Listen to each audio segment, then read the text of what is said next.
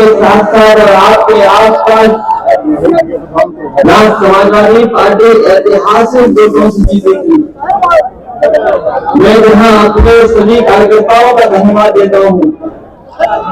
वहीं मैं जनता का भी आभार प्रकट करता हूँ कि इस बार समाजवादी पार्टी और कांग्रेस इंडिया गठबंधन को आपने ऐतिहासिक परिणाम दिला करके न केवल जीत दिलाई है, बल्कि भारतीय जनता पार्टी को 2 नंबर की पार्टी उत्तर प्रदेश से बनाने के लिए मैं आप सबको धन्यवाद और बधाई देता हूं। जिस तरह से भारतीय जनता पार्टी के लोग उत्तर प्रदेश का चुनाव हारे हैं, उन्हें नींद नहीं आ रही है। जब से उत्तर प्रदेश का चुनाव भारतीय जनता पार्टी के लोग हारे हैं, उन्हें नींद नहीं आ रही है। और इसीलिए आप देखते होंगे कि पहले तो साजिश करके आसपास कि किस तरीके से माहौल खराब किया जाए उसकी कोशिश की, लेकिन वो कामयाब नहीं हुए। और आपके ही बगल में जहां चुनाव होना था 13 तारीख को, हमारे उत्तर प्रदेश के मुख्यमंत्री ने कई बार वहां कार्यक्रम किए, एक बार नहीं कई बार कार्यक्रम किए हैं। 1 बार 2 बार 3 बार कई कार्यक्रम करे उन्होंने। वहां तो बगल में 3 बार और यहाँ कार्यक्रम किए।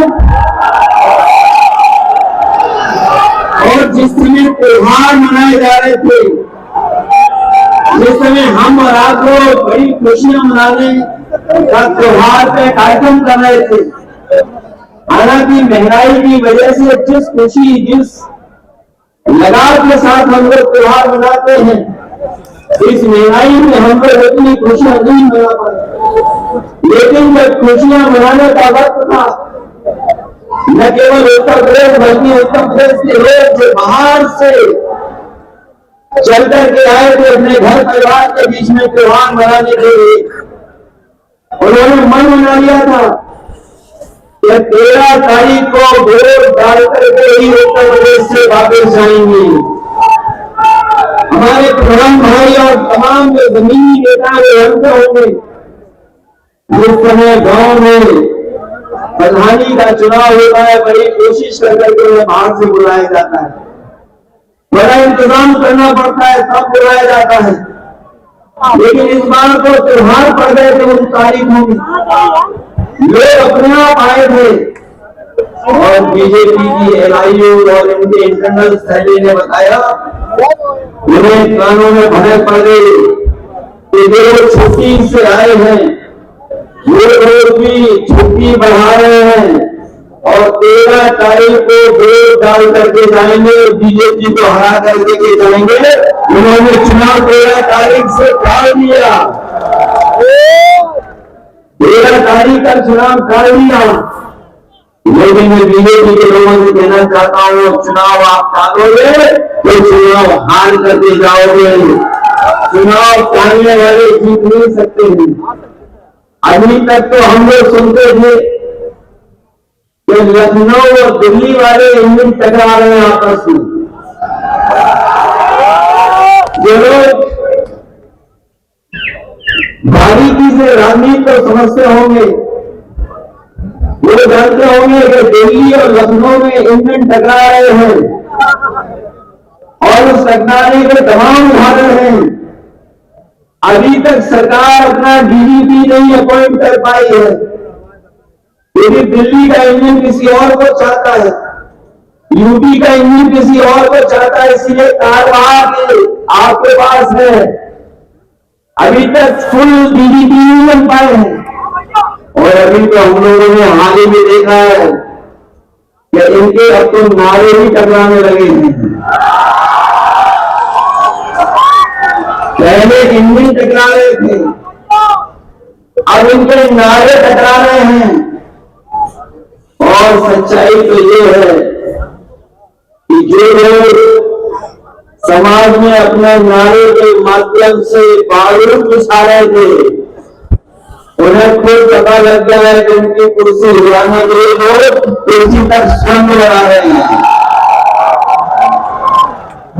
बताओ, उनके अपने लोग ही नारे पर एक दूसरे को डपट रहे नहीं डपट रहे। और सच्चाई तो ये है,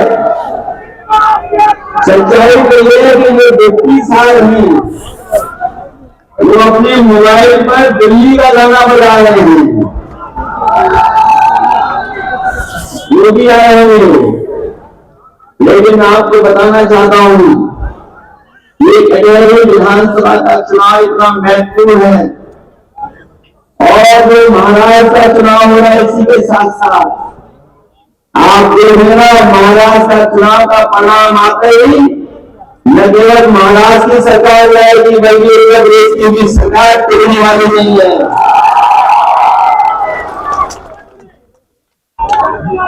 ये टिकने वाली नहीं है। इसीलिए जो लोग नारा दे रहे थे, ये नारा जो दिया गया था पांडे और कांटो वाला, ये नारा लोगों से सीख करके आए थे। ये अंग्रेजों ने कभी नारा दिया था डिवाइड एंड रूल। ये हमारे बड़े लोग जानते होंगे डिवाइड का मतलब जानते हो हिंदी में क्या है। ये अंग्रेजों से सीखा था। अंग्रेज तो चले गए, लेकिन अभी उनके विचार वंशी और वचन वंशी हमारे आपके बीच में है। लेकिन ये बात समझिए कि हमारा समाज बढ़ने वाला नहीं है। उत्तर प्रदेश की जनता और करोड़ों की जनता सौहार्द पसंद करती है, भाईचारा पसंद करती है, आपस में मिल करके रहने का काम करती है। और सच्चाई तो ये है, जब से पीडीए का नारा हम लोगों ने दिया है, मैं अपने इन कार्यकर्ताओं को बधाई दूंगा। ये सरकार वाली गलती नहीं है, सरकार को पीडीए ने भी डीएपी दिखाई दे रही है। ऐसी सरकार सोचो, पीडीए में भी डीएपी दिखाई दे रही है। पीडीए को कुछ नहीं दिया, अभी तक तो हम कहते थे ये बोली में चोरी कर रहे हैं, अब तो पूरी की पूरी बोली में खोले जा रहे हैं। किसानों को आज डीएपी के लिए परेशान होना पड़ता किसान को। ये बीमारी है, खेत तैयार है, सरकार किसानों को नहीं उपलब्ध करा और पूरे प्रदेश का किसान डीएपी की लाइन में लगा हुआ है। ये अभी लोग हैं जो कहते थे हम किसानों की राय को नहीं करते। मैं अपने किसान भाइयों को कहना चाहता हूँ, 4 जून में रिजल्ट आया है, आपने भारी बहुमत से समाज को जिता करके भेजा है। आपकी लड़ाई उत्तर प्रदेश से लेकर के लोकसभा में हम लोग लड़ने का काम करेंगे और जब भी मौका मिलेगा सबसे बड़े फैसले हम अपने किसान और गरीबों को लेकर के उनके आगे बढ़ाने का काम करेंगे। ये लोग अंग्रेजों को विचार करती हैं, उल्टा उल्टा कर रहे हैं और उल्टा उल्टा इतना कर रहे हैं कि हमारे समाज में जो ये परंपरा है कि जो ज्ञानी है, जो संत है, जो मुनि है, वो बोलते कर रहे हैं। लेकिन कलयुग में सुनने में आ रहा है कि आजकल बोल लगा रहे हैं। ये मिठास वाला भाषण देना चाहिए, लोग कष्टा भरी बातें कर रहे हैं, जिन्हें समाज को जोड़ने की बात करनी चाहिए, वो समाज में दूरियां पैदा करने की बात कर रहे हैं। तो इसलिए हमारे तो वो पीडीए का जो नारा है उससे तो अभी डरे हुए थे। सुनने में आ रहा है कि कटहरी विधानसभा के रीजनल सर्वे बनाया उन्होंने, तो डर के साथ साथ को हिले दिखाई दे रहे हैं। इसलिए भाषा क्या बोल रहे हैं, भाषा क्या हो रही है उनकी, अब वो जनता से नहीं लड़ना चाहते हैं, वो जनता को पीछे कर करके अधिकारियों से चुनाव लड़ना चाहते हैं। ये कोई सुनने वाली नहीं है। और जब से बीजेपी का इंटरनल सर्वे लीक हुआ है, इन अधिकारियों को भी पता लग गया है। तो ये दिखाने के लिए तो आपको पकड़ा पकड़ी कर रहे हैं, लेकिन ये भी बीजेपी को हराना चाहती है।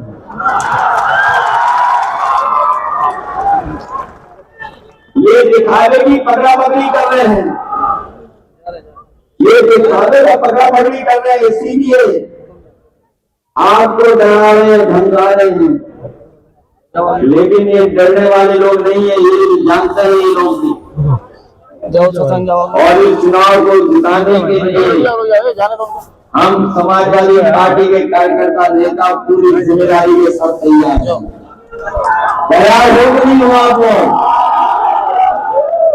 ये घबरा तो नहीं जाओगे आप लोग? डर करके पीछे तो आपको नहीं मिलेगा। ये जो शुरुआत होने जा रही है 2027 की शुरुआत होने जा रही है, ये बात आप मान रहे हो? ये मान रहे हो? ये जो आपका उपचुनाव ये संदेश देगा 2027 का मई के दिन हमारी ये चुनाव कोई सामान्य चुनाव नहीं हो रहा है। ये चुनाव को टालना चाहते थे। नीचे माइक लगी हमारी, ये चुनाव ही ना हो स्टैंड पे भैया के। और आपने देखा नहीं ये भी किस तरीके से नौजवानों को इन्होंने परेशान किया। ये दावा करते थे जाने नहीं देते, बाहर हूँ, जिन्होंने रिकॉर्ड बनाया नौकरी को लेकर के हम एक ही दिन में 2 दिन में इतने लाखों की परीक्षा करा देंगे। लेकिन अभी आपने प्रयागराज में देखा होगा नौजवान को ठंडे पे बैठना पड़ गया, नौजवान बैठ गए। सरकार दबाव बना रही थी उन नौजवानों के ऊपर, पुलिस से लेकर के मैदान ने क्या क्या इंतजाम किया इन्होंने। लेकिन मैं बधाई देना चाहता हूं प्रयागराज इलाहाबाद के अपने नौजवानों को कि जिन्होंने कोई परवाह नहीं की और वो आयोग के सामने बैठ गए, जाकर के 4 दिन धरना चलाया और अंततः सरकार को झुकना पड़ गया, सरकार को स्वीकार करना पड़ा। मैं उन नौजवानों को बधाई देता हूं कि उन्होंने सरकार को झुकाने का काम किया। और ये नहीं देखा होगा आपने, आप याद करिए पिछले वर्ष जब JPIC में जयप्रकाश जी की जयंती पर इन्होंने हम लोगों को रोकने के लिए JPIC में पूरी की पूरी पुलिस फोर्स लगा दी। और जब मैं पहुंचा वहां देखा जाकर के ये बड़े पैमाने पर पुलिस लगी हुई है, गेट भी ऊंचा है। हमारे समाजवादी साथी जानते हुए मैंने क्या किया था, हम लोगों ने परवाह नहीं की, वो ऊंचे गेट को टूट करके हम लोग जा करके जयप्रकाश नारायण जी की प्रतिमा पर मारे पड़कर करके आए थे। इस बार भी उन्होंने वही किया, कहा कि इस बार भी नहीं जाने देंगे। उनके बड़े बड़े अधिकारी आए और बोले कृपा कर करके वहां मत जाइए, वहां जाएंगे तो हमें फोर्स लगानी पड़ेगी। तो मैंने कहा कि ऐसा करिए, अब आप प्रतिमा यही ला करके हम लोग मारे पड़ करेंगे। और गलती से मैं ये कह गया, मैंने कहा कि जब तक प्रतिमा पर आप लोग ये लगा करके रखोगे टीन शेड, और जिस दिन हटेगी टीन शेड उसी दिन हम बाउंड्री को करके जाकर के मारे पर कराएंगे। और उसका परिणाम ये अभी भी वहां टीन शेड लगेगी, टीन शेड नहीं। ये लोग डरे हुए लोग हैं, घबराए हुए लोग हैं, क्योंकि जनता के लिए जो फैसले लेने थे वो ये नहीं लिए। ये डबल इंजन की सरकार, दिल्ली लखनऊ की सरकार ने मिलकर के मुनाफाखोरी कर करके हमारी महंगाई बढ़ाने का काम किया। आज बाजारों में महंगाई दिखाई दे रही है।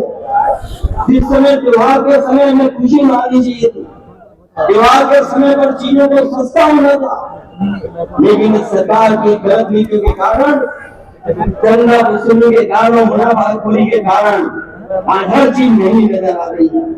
न केवल हमारी आपकी जरूरत की चीजें नहीं है, बल्कि हमारा किसान भाई जानता होगा बिजली का बिल कितना देना पड़ रहा है। हमें याद है उत्तर प्रदेश में बिजली बनाने का कारखाना लगे, बिजली कैसे पहुंचे उसके लिए सब स्टेशन बन गए। लेकिन ये सरकार आज बिजली सस्ती नहीं उपलब्ध करा पा रही। हमें दुख इस बात का है कि हमारी स्वास्थ्य सेवाएं सब बर्बाद कर दी। आज अगर गरीब जाना चाहे अस्पताल, अस्पताल में जो इलाज मिलना चाहिए इलाज नहीं है, दवाई नहीं है, और जो एम्बुलेंस का इंतजाम भी किया था वो भी एम्बुलेंस खराब करती है। आज अगर फोन कर करके एम्बुलेंस मंगाते हैं तो समय लगता है, और अगर अस्पताल पहुंच भी गए तो इलाज और दवाइयां नहीं है। आज पूरा चौपट कर दिया अस्पताल में। आपके नगर में मेडिकल कॉलेज बना है, इलाजी बनवानी खड़ी है, जानते हुए मेडिकल कॉलेज बनाने में कितना बजट लाया जाता है। इनके प्रयासों से और उस समय की सरकार में मेडिकल कॉलेज बना, लेकिन मेडिकल कॉलेज को बर्बाद करने का काम कौन कर रहा है? ये सरकार कर रही है। आज गरीब को इलाज के लिए कहीं और जाना पड़ रहा है।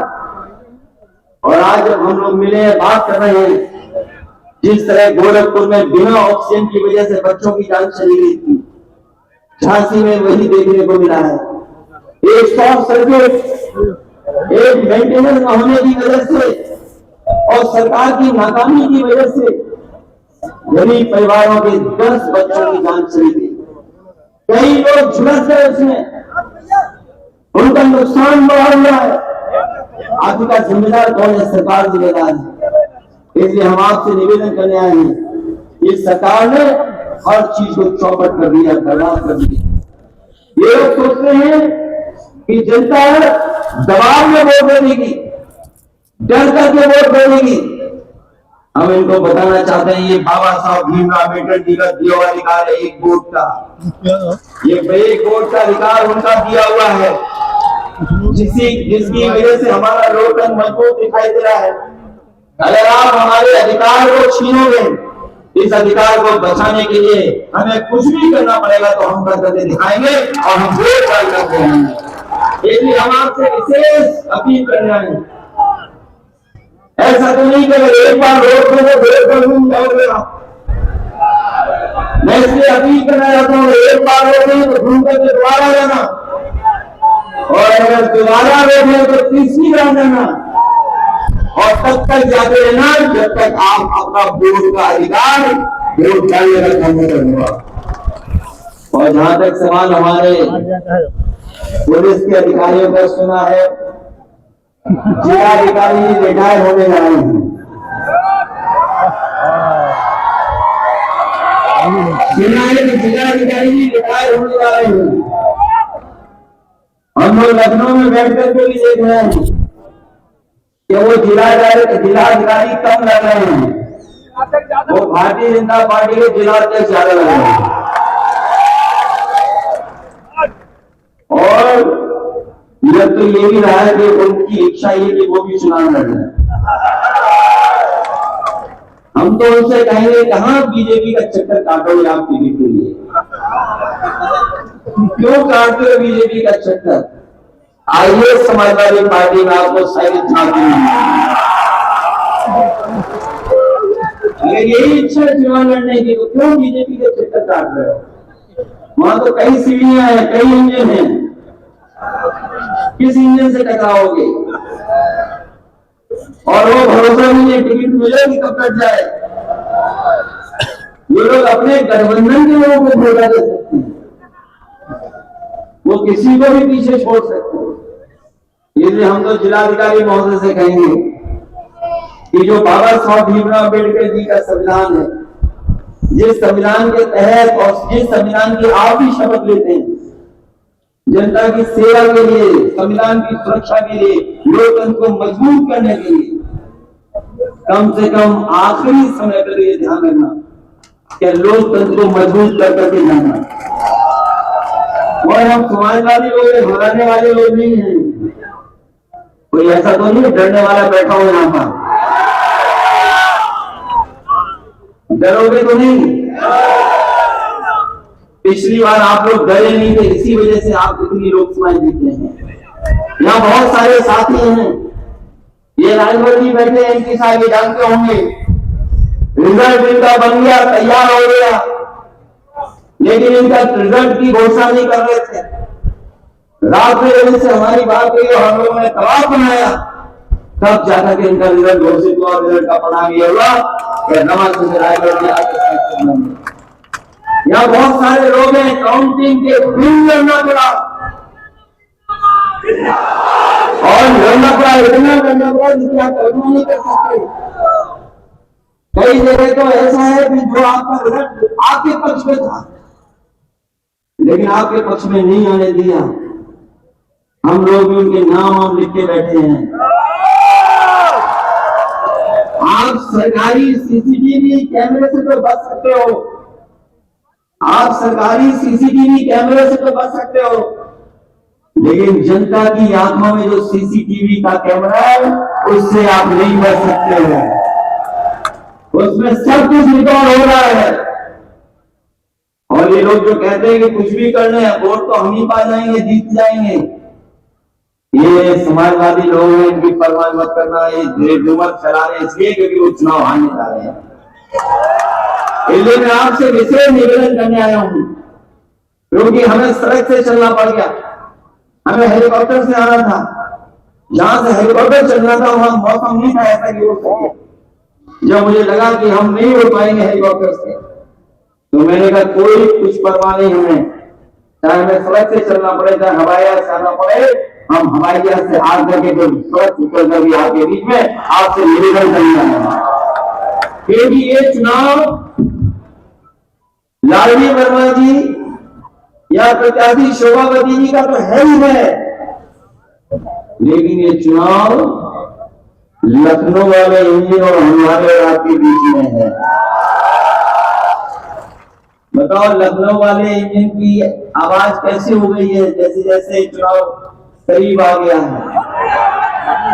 क्या कोई विकास की बात कर रहे हैं? वो हमें और आप लोग कितना बुरा वाला कह रहे हैं। कहते समाजवादी लोग माफिया लोग हैं, समाजवादी लोग गुंडे अपराधी लोग हैं, और मेहनत करके बोलते हैं सारे माफिया हमारे पास हैं। और सच्चाई तो ये है कि मुख्यमंत्री जी जब घर से निकलते हैं तो आईना नहीं देखते हैं। और इसलिए मैं कहता हूं, आप मेरे जाने के बाद भी पूछ लेना, अगर पुलिस के लिए सबसे अच्छा काम अगर किसी सरकार में हुआ था तो समाजवादी लोग समय पर हुआ था। ये इनकी सुविधाएं, जो प्रमोशन, मुझे याद है उस समय प्रमोशन की बात थी, बड़े बड़े अधिकारी कह रहे थे कि परीक्षा होनी चाहिए तब प्रमोशन होना चाहिए। लेकिन मैंने उस समय कहा कि हमारे जो जवान हैं, ये जो भाग दौड़ करके काम करते हैं, ये परीक्षा में पास होंगे फेल होंगे पता ही नहीं। मैंने कहा कोई परीक्षा नहीं होगी, इनको सीधा सीधा प्रमोशन होगा। और रिकॉर्ड प्रमोशन कराने का काम किया तो समाजवादी सरकार ने किया। मुझे याद है वो समय पर हमारे प्रधानमंत्री को याद होगा, अगर कोई खाने जाता था अपनी समस्या को लेकर के, डीजल पेट्रोल नहीं होता तो उनकी गाड़ी में चल सकती थी। पहले कहते थे कि यहाँ पर डीजल पेट्रोल भरो तब गाड़ी चलेगी। 100 नंबर व्यवस्था हम लोगों ने लागू करके की, जिससे कि हमारी पुलिस समय पर पहुंच जाए। लेकिन जब से 100 से 112 हुआ है, पूरा इंतजाम बदल गया है। गिनती क्या बढ़ी है, अब मौके पे हिसाब किताब भी बढ़ गया है। और पहले 100 नंबर वाले समस्या का समाधान करते थे, अब वो बुला करके थाने में हिसाब किताब करते हैं।